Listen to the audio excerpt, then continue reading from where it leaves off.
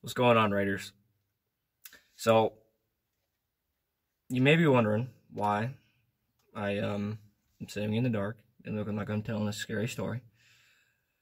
That's because I'm just now getting off of work. I'm working second shift, and part of the reason why I'm making this video, I wanted to apologize because I promised y'all a video for replacing a V-belt. Well, yesterday was whenever I replaced the V-belt, and the weather was not particularly in my favor, and most of the steps was pretty much already done by the time I got to it, because Dad decided on Father's Day that he wanted to do something nice, I guess. Sounds a little backwards, but it's not the point. So he put the belt on most of the way. I just had to follow up behind and tighten a few things up here and there. So by then, you know, it was raining, it was windy, and I was just like, no, I'm not gonna do this in the rain. But there are some projects that we do have coming up in the near future.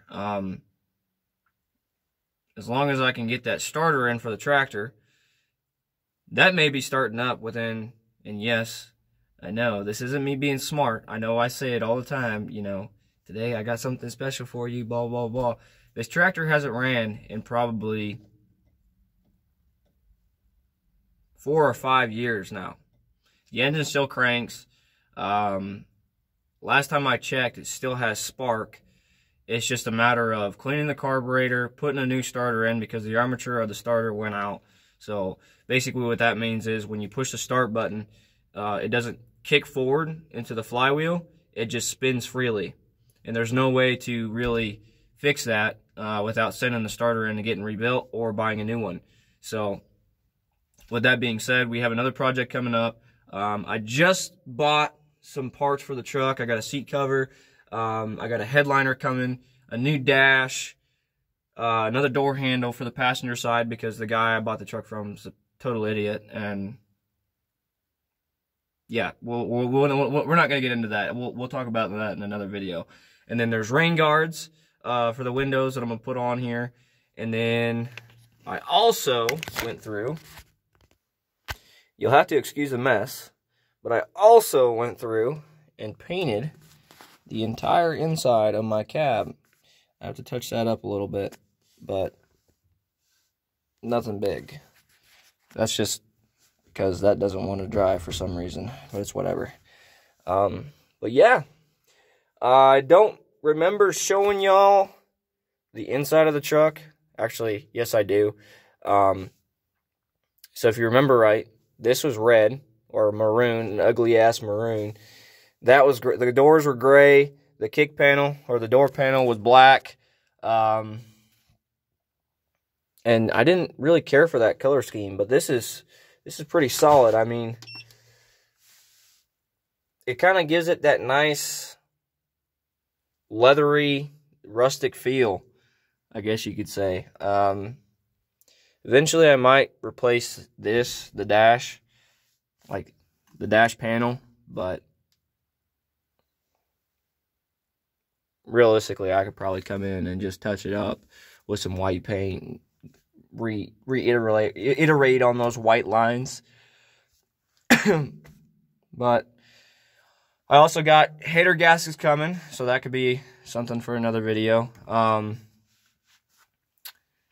then I got studs because they don't seem to want to stay sealed, and it's part of the reason why I'm burning up head gaskets, or not head gaskets, header manifold gaskets, but that's besides the point. This time I went with aluminum. I got smart. And yeah, moving on. When I get the starter finally fixed or get a new one, I'm going to be putting that on and getting a new battery and finally starting this for the first time in probably, like I said, 5 years and getting her going. We took off the magneto system because it was too expensive for a magneto. I mean, just outrageously priced. It was cheaper just to go buy a used distributor and then you kind of like fix it up, make it look nice. Some of you may be wondering and looking at all this and being like, wow, I really don't know what this all consists of. So this here is a, oh, I'm drawing a blank. It's a ballast resistor. I think that's the correct name for it. Basically what happens is this, so 12 volts goes in, and this system's a 6-volt system, because it's from the 50s. 12 volts come into this, they come through, and they go out as 6 volts. So everything else is 12 volts, so I got to convert the lights to be 12 volts, because that's a 6-volt light. The moment I hook 12 volts up to it, it's probably going to overload it and blow that light bulb right clean out. But I could probably take this apart and keep that classic look, but put a 12-volt light bulb socket in there. This here is where you fill your oil up. You got to use a pair of pliers or something, because the guy painted it for whatever reason. Eventually, we got to get a filter for it, because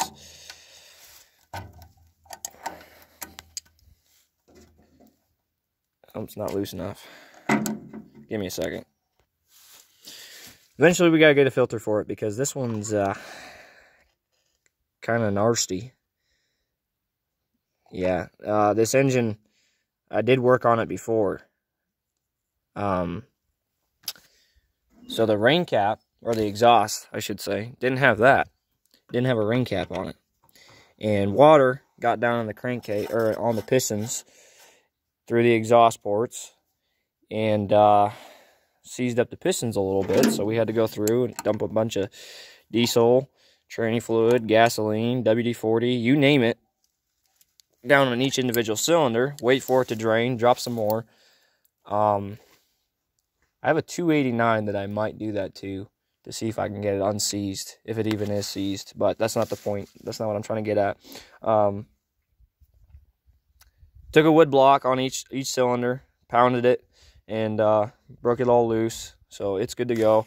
I think this button needs replaced for the starter. At least it needs the wires ran up. Actually, no, it doesn't. Oh shoot, I can't remember where this might go to that. I can't. No, this goes. Okay, yeah, I know where this goes. So there's a switch. This is your kill switch. So it's just wired together to kind of keep the wires consolidated. But there's a switch that blew out. I think we're gonna go with the 24-volt switch, just so that way we don't burn them up anymore. But what's happening is you flip that switch, and it allows power to run. So imagine this, right? The wires are separated. This wire is going to the battery. This other wire is going to your coil, or to your ballast resistor, which is still going to your coil. But the switch allows the power to go from the battery. It goes battery, wire, switch, down to this wire, all the way down, like I said, to the ballast resistor, to the coil, which allows the engine to run. Well, then whenever you flip the switch to off, you're taking away the power to the coil, which means the coil is not going to produce spark, and it's going to cut off the engine. That's how they did it on these older engines. I mean, it's the same thing on even this or that. You know, it's a matter of, you know, you turn your key off and you're cutting power to your coil. So the engine's going to cut off, it's going to die, and you go on with your merry way. It's just this doesn't have a key. It just, you know, flip a switch, push a button, and there you go. And even then, if it had a magneto, you just flip the switch to the on position, come over here, grab this, crank it. See, like I said, it still cranks. It's all good to go. Yeah, so I did that incorrectly. When you do this, you want to grab it like this, and I'm only using one hand, so bear with me. This thing's still got a lot of compression, even for it being from the 50s. So this is a big no-no. This is a big no-no. You want to keep your thumb underneath it and your fingers over top, because and the reason being for that is, say that the engine decides to backfire and it goes like this. It kicks the handle back towards you. You don't want your hand to be up here, because number one, you'll probably break your fingers at the least, or your wrist, or even your arm. you don't want your thumb to be here like this, because you can break your thumb off, like literally off, or just, you know, minimum break it, or, you know, jam it. So you want your thumb to be here, so that way if it decides to kick up, your fingers are going to break loose, and it's just going to do its thing. So one thing to consider. I know it's awkward. It's easier just to walk over here like this, but trust me, you do not want to grab that handle like that. You will possibly lose your fingers or break them, and that's obviously not a fun time. This here, for those of you that don't know, this is your belt PTO. I had to think of the correct name. So back in the 50s, what they would do is they would have like a piece of equipment that would attach to the front, or sometimes even to the back, which required more pulleys and stuff, and a big belt would run across here. And in this whenever it was engaged, which it's usually engaged all the time, just because the clutch, which is right here, the clutch sits against that. That's why it's able to run freely. Actually, no, it doesn't run freely, because the clutch is kind of engaged, but that's not the point. So when you were moving, this would always move, and you would be able to power your equipment. You wouldn't have to have a PTO, even though this does have a PTO. It has hydraulics, has PTO. I'm pretty sure that's all original. I mean, it doesn't look like it's kind of been mishmashed, this and that. This here is your clutch. So these old tractors, they didn't have foot brake clutches. You just had right brake, left brake, and you had to do them synchronized. They're not like some tractors where the pedals are together, and you can throw a little lever and then push both brakes at the same time. Like, no, you had to push both brakes at the same time while you're driving this. So the clutch, it's engaged. That's clutch off, engaged. This is the, for those of you familiar, it looks like a manual transmission. It's not the same thing as a manual transmission. So you don't have to ease off the clutch, or, you know, you just disengage your clutch, select the gear.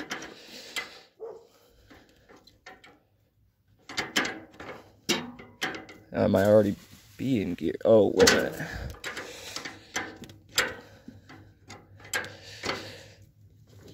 Oh, I'm not sure. That's something I gotta mess with later. It could just be I gotta mess with it. I don't know. But that little lever right there, that's your PTO, and then this lever here, that controls your hydraulics, which that's froze up a little bit, but what do you expect whenever it's been sitting for 5 years? It's fine. I'll come in here with WD-40. This is your throttle. Nothing fancy. Just forward, nothing. All the way back. Full throttle. Give me a second. I'm going to mess with this tranny real quick. So, excuse my fingers, but I think I figured it out. It's just a little stuck. So, that's not a gear per se, but it's at least able to slide over. This isn't a 2-speed system. It just needs to be worked with a little bit, I think.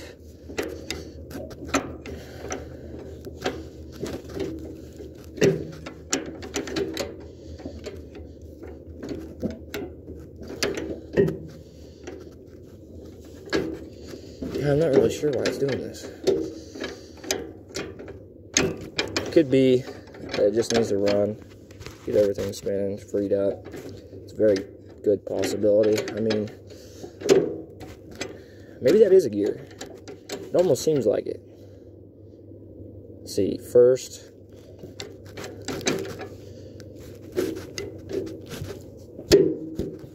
Second. Third. Reverse. Okay, yeah. So that is a gear. So first, like I said, doesn't want to seem to go into second very easily. Take it out a second. Yeah, it's barely going into second. So I was wrong. So when you pull it back, pull the clutch back, it's disengaged. You push it forward, and the clutch is, or I'm sorry, again, I'm backwards. So this is the clutch engaged, where it's forward. Push it forward, clutch disengaged. So, for sure, we have first gear. And for sure, we have third gear.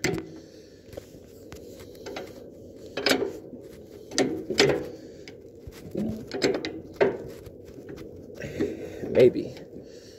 I mean, that is third gear. It just doesn't seem to want to go in. But for sure, we have reverse.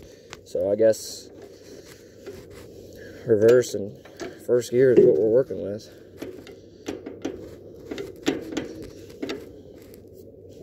So second, it's kind of weird. The first gear, it wants to go in just fine. Come on. So, oh, that might have been second, actually. Oh, that was first gear. First gear, reverse, third. I mean, it's going into gear, but I feel like if I hit a bump, it's gonna pop out. I don't know. I think I just need to get it running and see how everything goes. Because, well, there, went in the third just fine.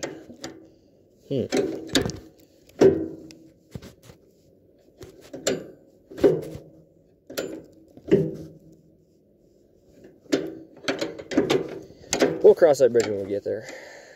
I could have it messed up, but I know for a fact this is first. It could be that all the way over to the right on top is second, and then down here is third, and then across here is reverse. I could be wrong on either one, but I'm pretty sure that's how it is. Yeah, I mean, it makes sense. First, second, third. Well, maybe, no. I think this is only a 2-speed. That's what it's seeming. No, it's a 3-speed because it just went into third just fine.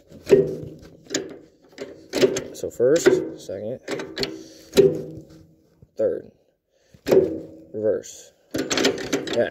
Okay. Cool. So like I was saying, I don't know, I just went on a big tangent there.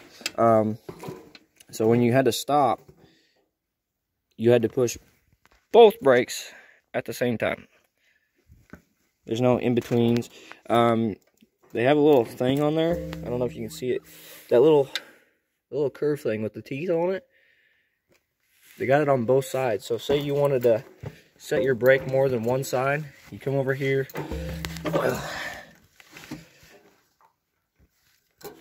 Just push that brake in. Come down here. Push up on that. Boom. It's set. And then whenever you're done with that, you just push on it. One thing a lot of people don't realize is, so say you want to make a really sharp left turn, but you can't do it by steering, because I mean these don't have power steering. You want to make a really sharp left turn, you just slam your left brake down. You don't touch the right brake. You slam the left brake down and you turn your steering wheel, and your tractor can do a whole 360-degree turn while just pushing that brake, and it'll make a tight, really tight turn. It's not so good on your front axle. This doesn't really have a front axle, but that's not the point. But it's not so good on your front end, just because you're kind of like scooting that across the ground, and all these big meaty tires are doing all the work. But it gets the job done, you know.